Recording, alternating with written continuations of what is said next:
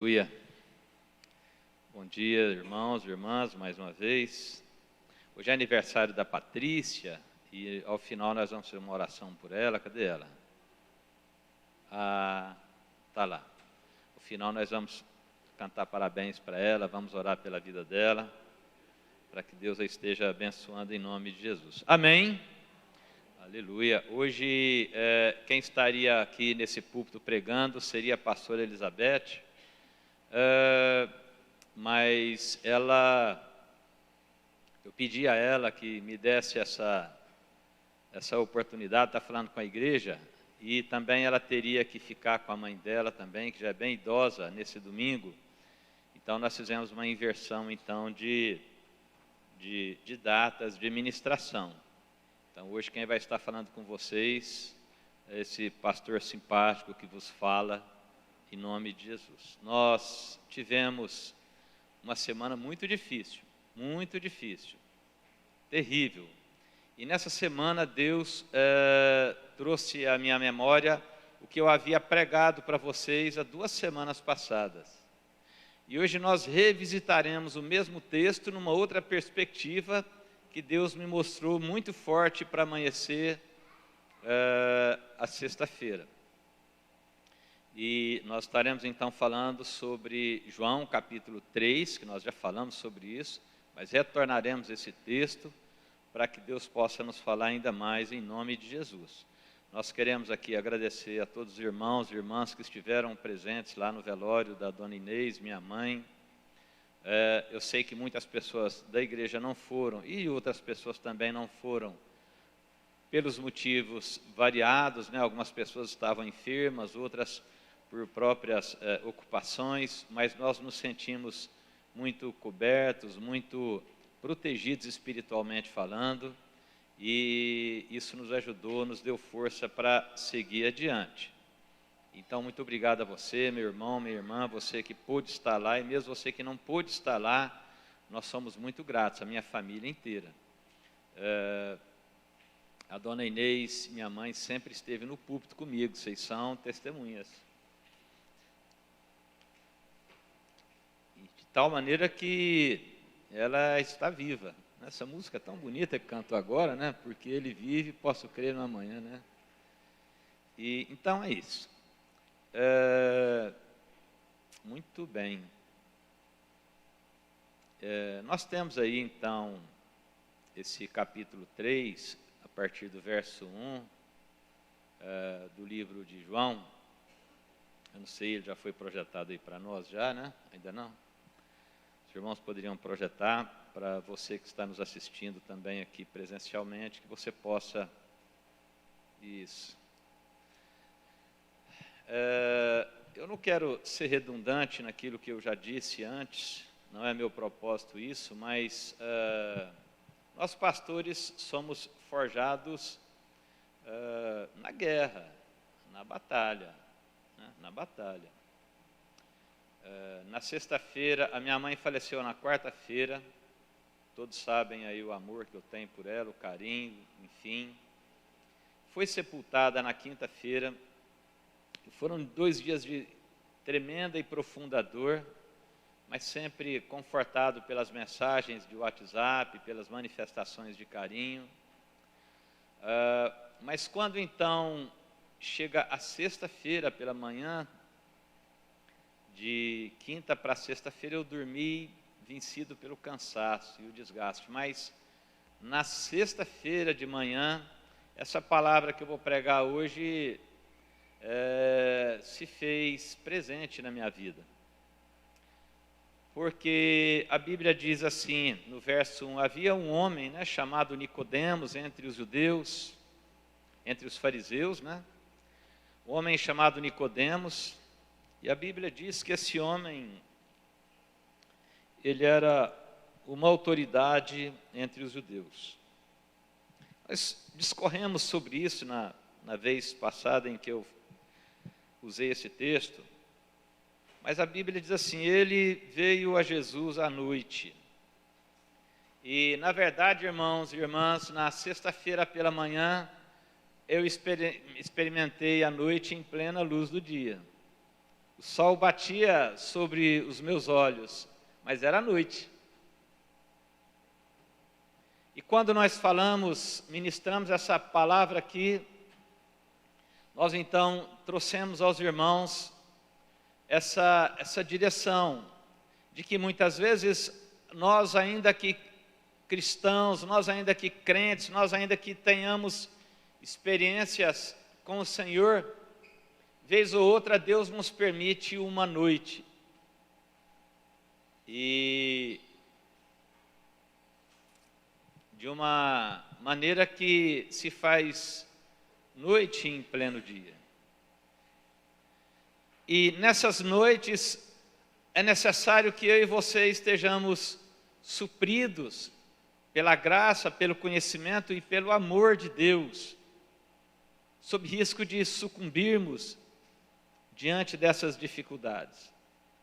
Todos nós enfrentamos noites, todos nós. Algumas com menos intensidade, outras com mais, outras que são até fatais. Mas como eu mesmo falando às pessoas que estavam ali naquele velório, a minha mãe foi uma pessoa que nos ensinou uma coisa: a coragem. Coragem. A minha mãe não nos ensinou a pipocar, a voltar para trás, não. Eu me lembro no momento em que o médico deu a notícia para mim, para o meu irmão mais novo, o Alexandre. O Alexandre, meu irmão, ele começou a ter um pico de hipertensão, a pressão arterial dele foi a 24,6, e o médico ficou muito preocupado, e falou: eu vou te medicar aqui agora e eu vou te dar um calmante. E ele disse: não, eu não quero tomar calmante não, porque ele queria enfrentar aquele momento, e há momentos que nós precisamos enfrentar, há realidades que nós precisamos enfrentar. E eu vi nele assim uma força que ele herdou da dona Inês, aquela mulher emburrada, com aquela cara brava, mas muito divertida também, muito amada por todos. E aqui nós temos essa passagem, esse momento que esse homem foi ter de noite com Jesus. E a Bíblia vai dizer para nós que, no verso 2, ele veio a Jesus à noite e disse: mestre, sabemos que ensinas da parte de Deus, pois ninguém pode realizar os sinais milagrosos que estais fazendo, se Deus não estiver com ele. Aqui nesse texto nós já percebemos aqui um equívoco, ou uma falta de percepção de Nicodemos. Porque na verdade, não é que Deus está com Jesus. A Bíblia diz, no Evangelho de João, no capítulo 1, no verso 14, que o Verbo se fez carne e habitou entre nós. A Bíblia diz em Isaías capítulo 7, versículo 14, e o seu nome será Emanuel, que significa o próprio Deus conosco. Ainda na mente de Nicodemos, apesar de toda a história religiosa dele, todo o conhecimento das Escrituras Sagradas, essa revelação ainda não havia chegado à mente dele. E às vezes nós precisamos entender isso. Quando eu saí na sexta-feira da minha casa para trabalhar, era uma noite terrível, 8 horas da manhã, aquele sol forte e aquela escuridão que enchia o meu coração. Mas eu sabia que Deus está conosco. Sabe, queridos, é uma coisa que nós precisamos de ter bem firme, bem compreendido na nossa mente, no nosso espírito. Para que quando se fizer noite, nós enxergarmos além daquilo que os nossos olhos naturais enxergam. A Bíblia diz que ele foi ter com Jesus à noite, mas ainda não lhe foi revelado pelo Espírito de Deus que aquele homem que ali estava não era somente o fato de Deus estar com ele, mas era o fato de ele ser o próprio Deus encarnado.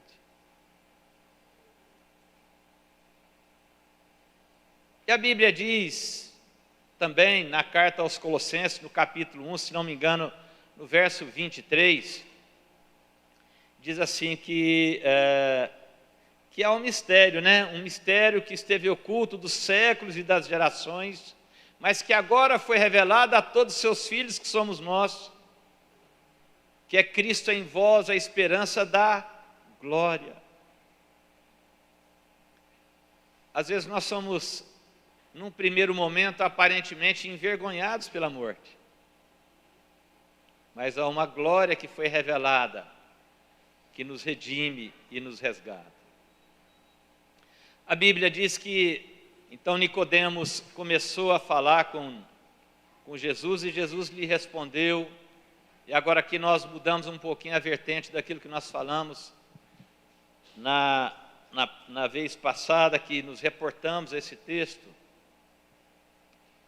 Jesus falou assim: em verdade te digo, que aquele que não nascer de novo, não pode ver o reino dos céus. Nicodemos fazia parte do Sinédrio. O Sinédrio era uma espécie de supremo tribunal dos judeus.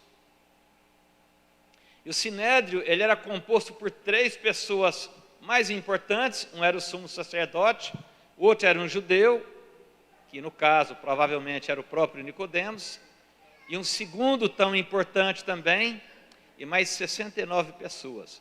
Esse Sinédrio, ele era responsável por julgar as causas em Israel. Esse Sinédrio, ele exercia o papel de juiz, jurisdição, e também de legislativo. O Sinédrio tinha o poder de criar lei e de fiscalizar também e de penalizar aqueles que não cumprissem a lei. Nicodemos, eu estou dizendo isso porque a composição do Sinédrio é feita também por um sumo sacerdote. E Nicodemos, ele estava amparado, ele estava protegido pela lei, ele estava protegido também pela religião, que era o sumo sacerdote ao lado dele. Mas no fundo, ainda precisava que lhe fosse revelada a necessidade de que toda essa estrutura religiosa, toda essa estrutura judicial, legislativa, ficasse num segundo plano e que ele assumisse naquele momento a confiança no Deus Todo-Poderoso.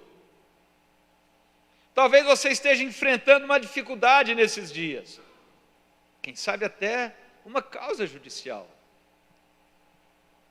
E eu quero dizer para você, contrate um bom advogado, mas jamais se esqueça de que o socorro vem do alto, em nome de Jesus.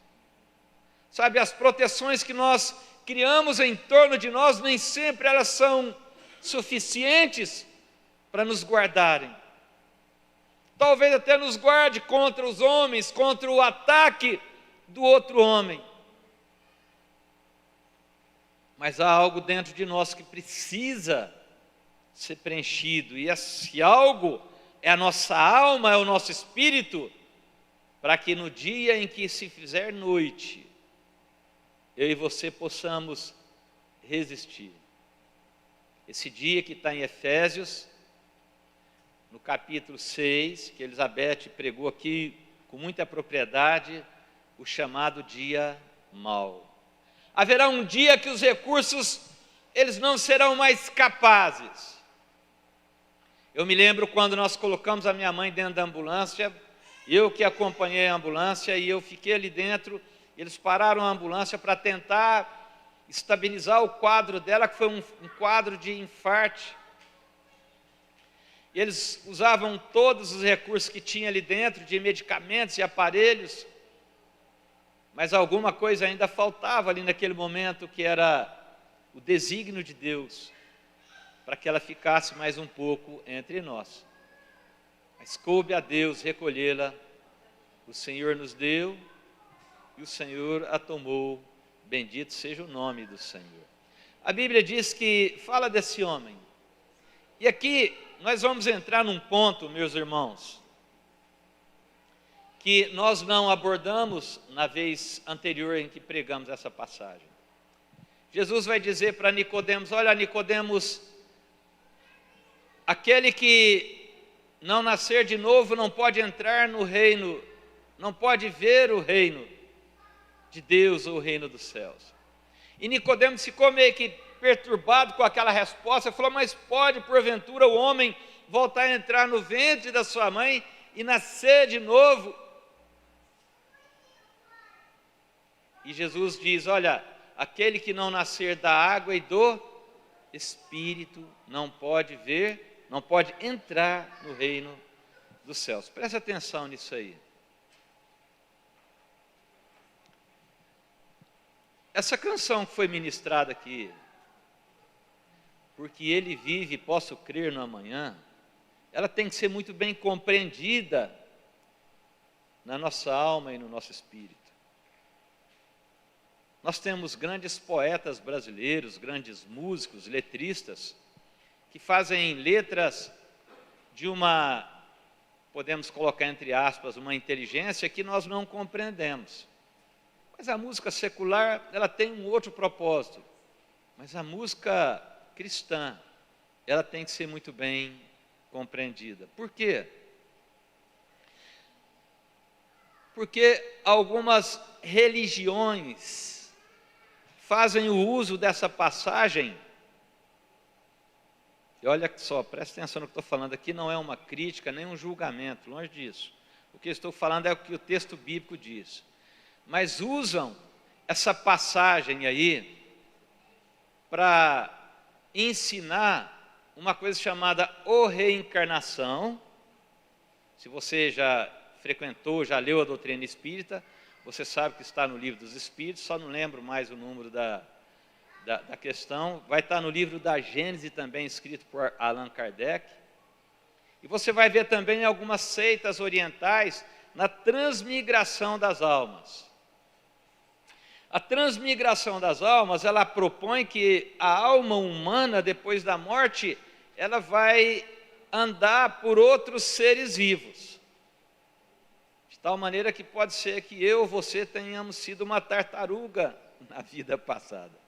Não vai uma crítica aqui não, porque as pessoas partem de um princípio e desenvolvem uma tese até aparentemente inteligente, que se você parte de um princípio errado, você vai chegar numa conclusão errada, mas uma conclusão aparentemente bonita. Essa é a chamada transmigração das almas. A segunda delas, que é mais conhecida entre nós, que é a tal da reencarnação, em que a pessoa, ela nasce, ela vive e depois ela reencarna para pagar os seus pecados cometidos na presente existência.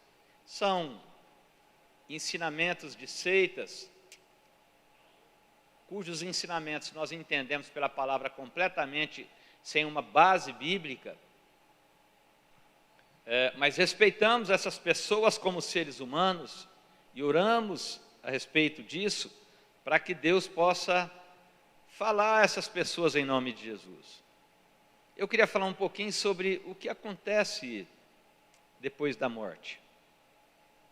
A Bíblia diz, no livro de Hebreus, no capítulo 9, no versículo 27, diz assim, ó: assim como ao homem está ordenado morrer apenas uma vez, também Cristo, tendo se oferecido uma única vez. Então você que está me assistindo, você tem a oportunidade de chegar na sua casa e buscar esse versículo, que você vai perceber em Hebreus, no capítulo 9, no verso 27, que nós só temos uma chance. Quando o Cristo começa o ministério dele, no Evangelho de no Evangelho de Mateus, no capítulo 4, ele vai trazer a primeira mensagem, quando ele abre a boca para pregar para uma multidão, ele diz: arrependei-vos. Ou em outras palavras, não haverá uma segunda chance. Talvez você que está aí me ouvindo, ou quem sabe até eu também, quando eu prego para mim, irmãos. Estou voltando a esse tema, porque eu preguei para mim nesse culto aqui sobre a morte. Quem sabe algum de nós estejamos vivendo caminhos de pecado. E o que Cristo diz: arrependei-vos, porque é chegado a vós o reino dos céus. Mateus capítulo 4, verso 17.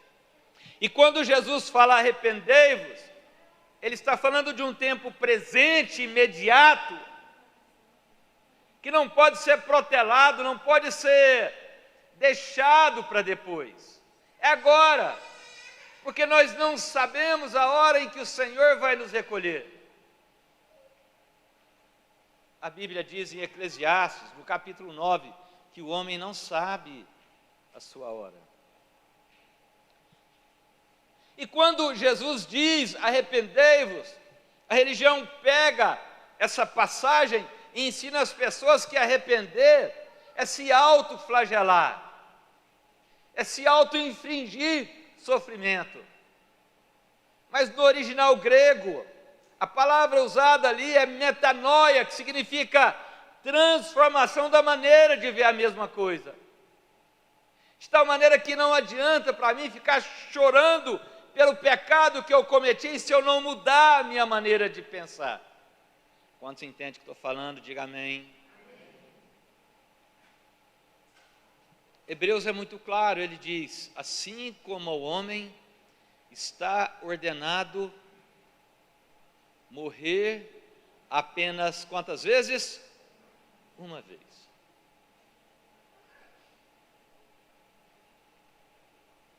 E aí, voltando então para João no capítulo 3, quando Jesus diz: olha, aquele que não nascer de novo. O Evangelho de João está nos ensinando uma coisa que às vezes nós não percebemos.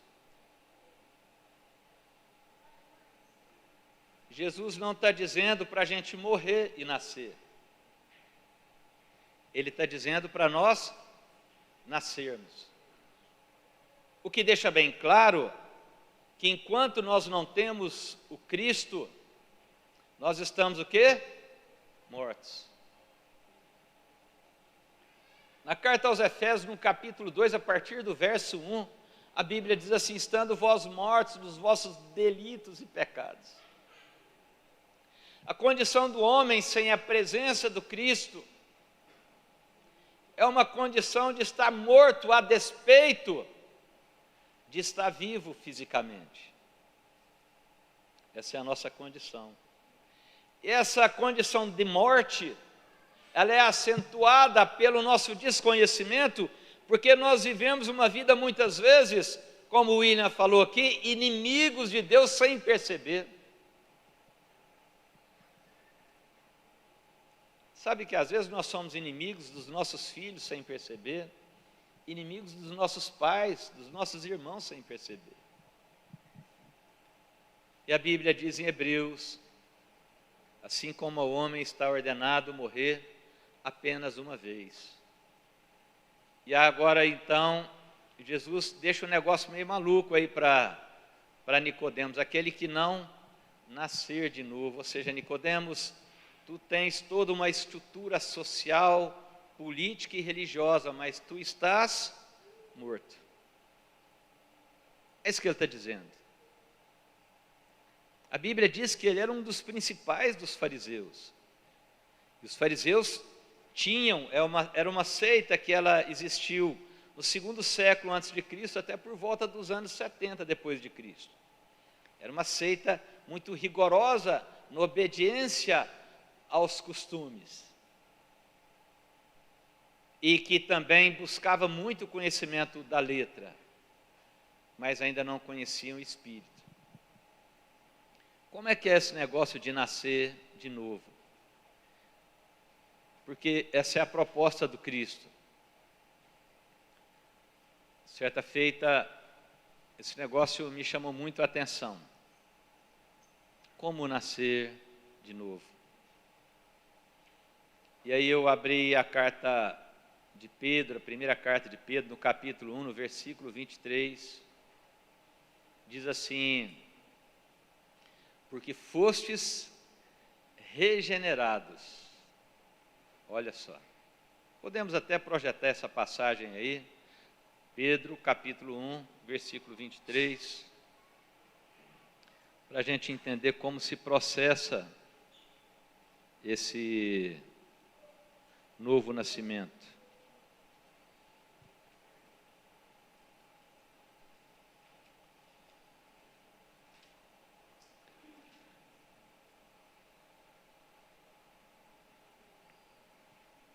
Olha só, vocês foram regenerados, não de uma semente perecível, mas imperecível, por meio da palavra de Deus, viva e permanente.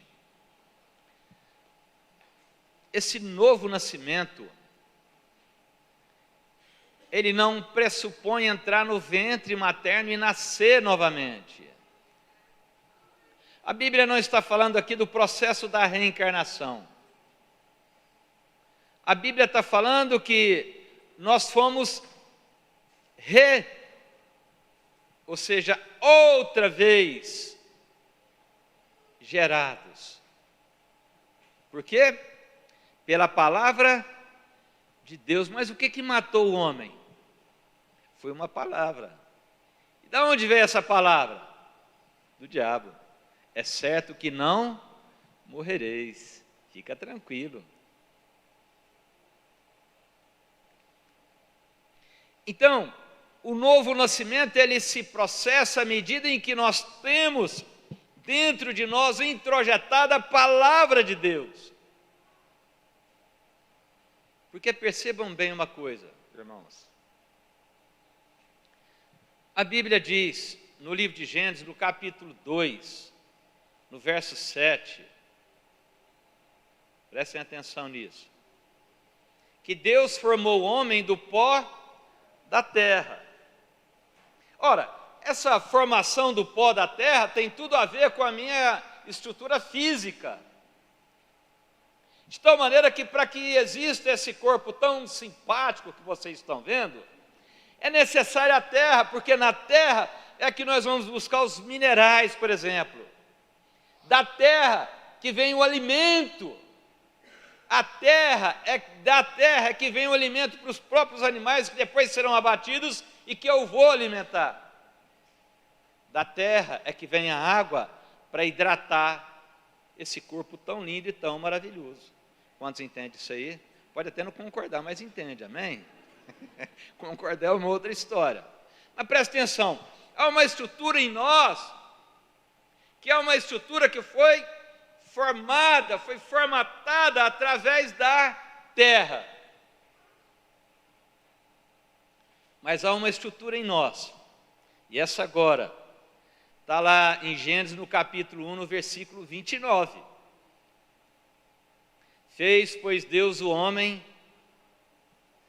a sua imagem e semelhança. Então nós temos um aspecto estrutural, que é a nossa parte física, biológica, mas agora a Bíblia está dizendo também, vamos ver esse verso 29 do capítulo 1 de Gênesis. Por isso que lá na frente o apóstolo Paulo vai dizer nas doutrinas que o vosso corpo, alma e espírito estejam plenamente conservados. Mas diz assim, olha, no verso 27, criou Deus o homem à sua imagem, a imagem de Deus o criou, homem e mulher os criou. Vocês acham que eu sou parecido com Deus? Vamos entender isso aqui agora. Fala a verdade. Se você disser que eu sou parecido com Deus em estrutura, nós estamos complicados. Porque em estrutura eu não pareço com o Jorge. Entende isso, irmãos? Nem com o Elton. Embora sejamos pessoas super simpáticas. Mas a nossa estrutura é diferente. Há uma história por detrás disso aqui. E a resposta para essa semelhança aqui, quando a Bíblia diz que fez Deus o homem à sua imagem, a imagem de Deus o criou, então ele está falando de uma coisa chamada imagem. Mas que imagem é essa? Essa imagem que nós percebemos com os olhos naturais? Nós temos essa resposta na segunda carta aos Coríntios, no capítulo 3, no verso 18. Vamos ver esse texto também. Então, você para de falar, quando alguém falar assim, eu estou triste porque eu sou feio. Não, você é a imagem de Deus. Não, irmão, você é feio mesmo. Amém? Estou brincando, irmão. Isso é maldade de pastor, olha só, não pode fazer uma coisa dessa, né? Mas... o rapaz montou uma academia, falou assim, olha, venha para a academia e seja apenas feio. Não pode, irmãos, é maldade. No capítulo, como se eu fosse o cara mais bonito também, né, irmãos? Mas prestem atenção. Diz assim, 2 Coríntios, capítulo 3, e ele vai falar aqui, a partir do verso 12, sobre um costume que Moisés tinha, e sobre a mente daquele povo judeu daquela época. E agora no verso 15, de fato, até o dia de hoje, quando Moisés é lido, um véu cobre os seus corações. Mas quando alguém, olha só, quando alguém se converte ao Senhor, olha só, o véu é retirado. Verso 17. Ora, o Senhor é o Espírito.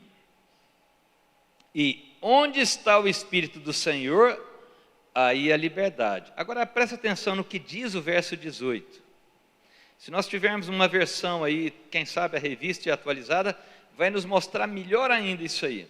No verso 18 a Bíblia diz assim, ó, e todos nós que com a face descoberta contemplamos a glória do Senhor, segundo a sua imagem, estamos sendo transformados com a glória cada vez maior, a qual vem do Senhor, que é o Espírito. Na tradução revista e atualizada, provavelmente, se tiver como os irmãos aí da mesa encontrarem esse versículo aí, eu gostaria que projetassem para nós. Ei, está aí, olha só. Contemplando como por espelho a glória do Senhor, somos transformados de glória em glória na sua própria imagem. Presta atenção. Esse verso, ele está falando de uma coisa, talvez isso ainda não tenha passado a sua percepção. Ele está falando disso que nós estamos vivendo aqui hoje. Porque, veja bem, ele diz assim, e todos nós que com a face descoberta contemplamos a glória do Senhor,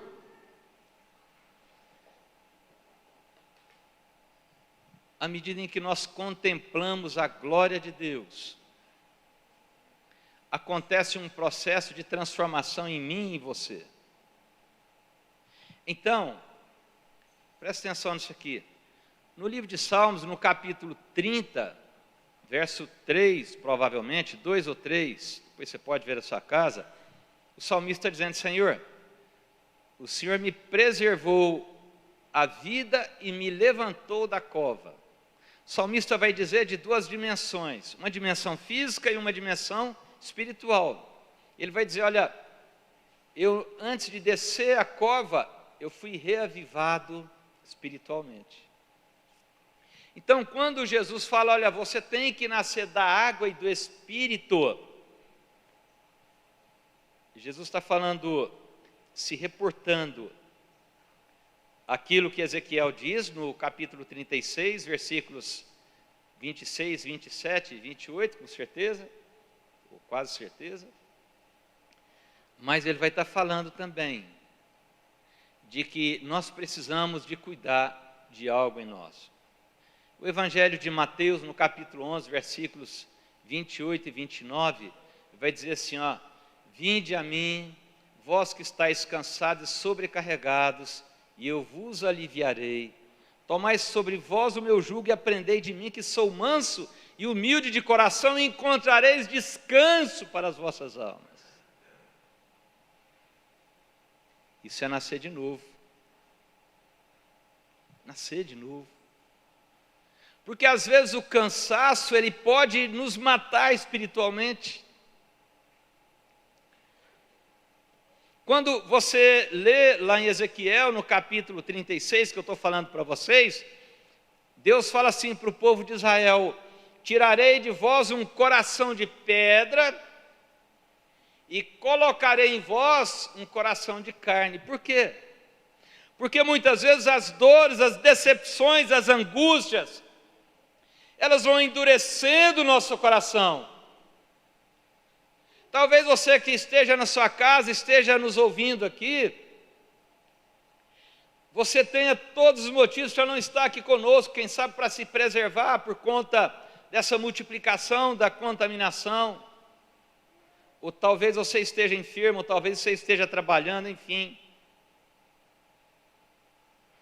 Mas quem sabe você nesses dias tem passado por um tempo de decepção espiritual.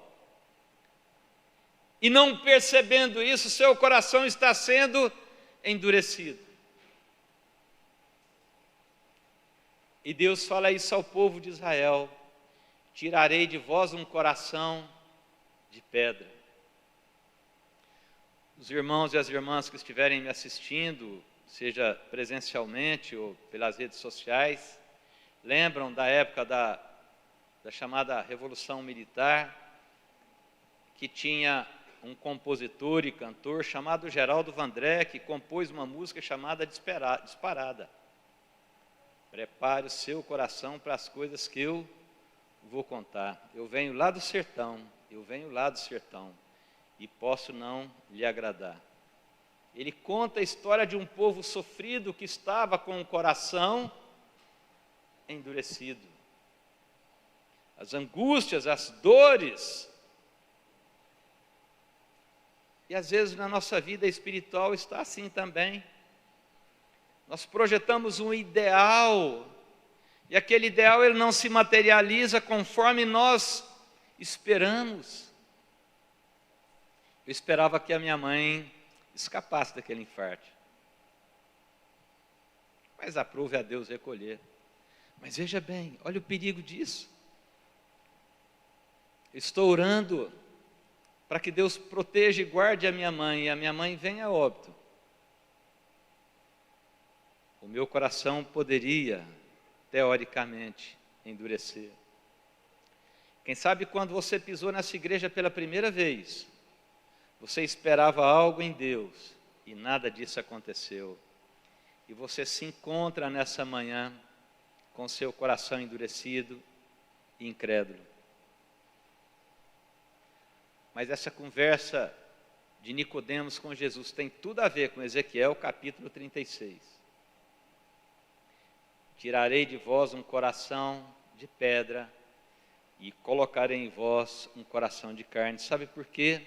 Porque precisamos entender o processo da nossa morte espiritual, que é muito mais grave do que a morte natural.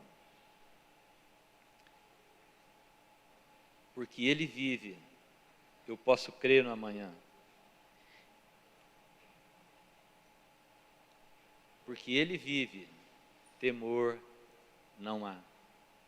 Não deixe o medo, o temor invadir o seu coração. Encare a vida como ela é.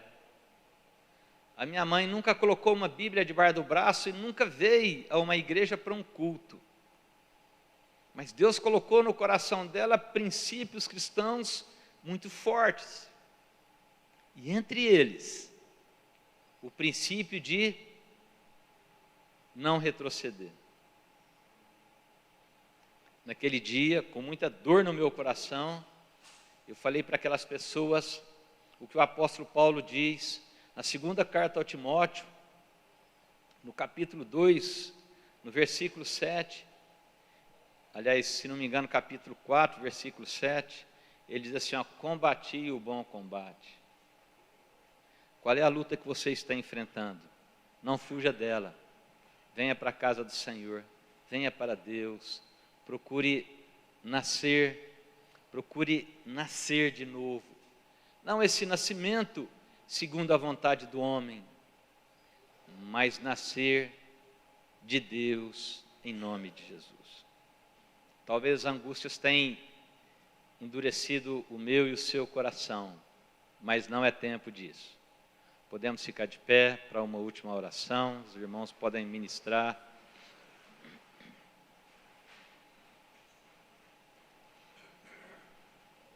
Nessa sexta-feira que eu me referi, quando eu ia para o trabalho, muito angustiado, conversando com Deus, eu perguntei a Deus, falei, Deus, o que está acontecendo? Eu preciso de um plano, e nós sabemos que Deus sempre tem um plano, amém? Deus sempre tem um escape. E eu perguntei para Deus, Deus, qual que é o plano B? Falei isso para o William agora mesmo. E Deus falou assim para mim, carinhosamente, o plano B é continuar no plano A. Essa é a realidade. Mas veja bem, porque Ele vive, eu posso crer no amanhã.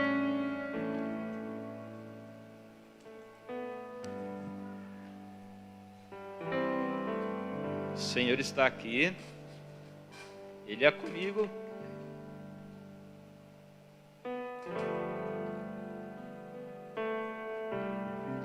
Ele é com você. Não sei qual é a dor que invade o seu coração, quem sabe um medo, uma tristeza, uma angústia. Mas quando o Cristo expirou na cruz, Ele diz, tetelestai, está pago. Não há nada que não faça parte da obra da cruz. Só que durante esse tempo da nossa peregrinação, Pedro diz isso na primeira carta dele, nós seremos submetidos a todo tipo de provação, para que a nossa fé, uma vez provada, ela redunde em glória e louvor para o grande dia. Talvez você que está aí me ouvindo na sua casa, você por algum motivo desanimou com a sua vida espiritual, e a incredulidade agora invade o seu coração. Mas Deus quer colocar no seu coração, tirar esse coração de pedra e colocar um coração de carne. Isso faz toda a diferença, porque essa é a chave para que nós possamos entrar no reino dos céus. Quando Deus fala aquilo para Nicodemos, Nicodemos não vivia num reino, ele vivia no império romano, que dominava sobre ele. O império mau. Vejam os documentários da televisão, a história do império romano. Mas Jesus propôs para Nicodemos entrar no reino dos céus. E reino é diferente de império, porque um reino pressupõe um rei, e um rei é uma figura adorada, uma figura amada por todos. O império é algo impositivo. O que tem imposto na sua vida, que tem te escravizado nesses dias? Hoje é dia de nascer de novo, nascer da água, mas também nascer do Espírito. Depois você, chegando na sua casa, abra novamente esse texto de João no capítulo 3. E Deus vai dizer assim, lá na palavra assim, ó, o que é nascido da carne é carne. E nós sabemos que a carne, irmãos, irmãs, é perecível. Se você não tomar banho hoje, amanhã, a hora que você chegar no seu trabalho, todo mundo vai saber que você não tomou banho. E se você ficar 2 dias então, as pessoas não suportarão estar do seu lado. Isso é a carne. Mas esse mesmo texto, ele diz assim: o que é nascido do Espírito é Espírito. Mas preste atenção, você vai ver isso no texto. O que é nascido do Espírito, essa primeira palavra Espírito, você vai ver que está com E maiúsculo. Então a referência é nascer do Espírito de Deus. Então o meu espírito, o seu espírito tem que ser nascido do Espírito da onde? De Deus, para que nós sejamos transformados à imagem de Deus que nós acabamos de falar. Porque assim nós herdaremos a vida eterna. Não confie nas promessas humanas de uma retomada da sua vida. Confie nas promessas de Deus, no Espírito de Deus, que está manifesto nas Escrituras Sagradas. E o Senhor vai te abençoar. Hoje é o dia 30 de janeiro de 2022. E nós estamos concluindo o mês do novo de Deus em nosso devocional. E quando você hoje for orar, eu sugiro a você que abra esse capítulo 3 do Evangelho de João, porque isso vai te renovar em nome de Jesus. Eu sei que todos nós temos as nossas necessidades. Eu quero orar por você encerrando essa reunião. Eu queria que você curvasse a sua cabeça nesse momento e fechasse seus olhos. Deus, muitas são as tribulações desse mundo. Mas nós sabemos, ó Pai, que todas as tribulações que nos são apresentadas vêm pela sua permissão.